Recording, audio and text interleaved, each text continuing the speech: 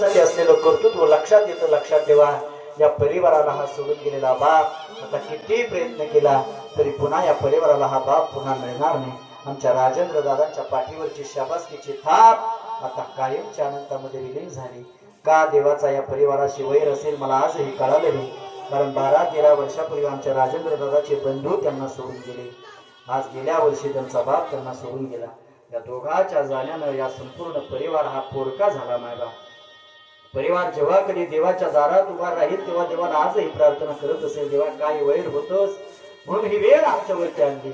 जो माझा बाप म्हणून सांगू तुम्हाला, भावच्या दिवशी आपला निघून जातो ना, आपल्याला सोडून भावच्या दिवशी निघून जातो, त्या दिवशी आपल्या गावाशी आपल्याला संघर्ष करण्याची ताकद आपली संपलेली असते. लक्षात ठेवा, अख्खं गाव विरोधात जाऊ द्या आणि वाघासारखा असताना भाऊ तुमच्या पाठीशी उभा असू द्या, वाघासारखा असताना तुमचा बाप तुमच्या पाठीशी उभा असू द्या. धमक नाही तुम्हाला कुणाला आडवं चालण्याची, पण ती दोन आधार आमच्या राजेंद्र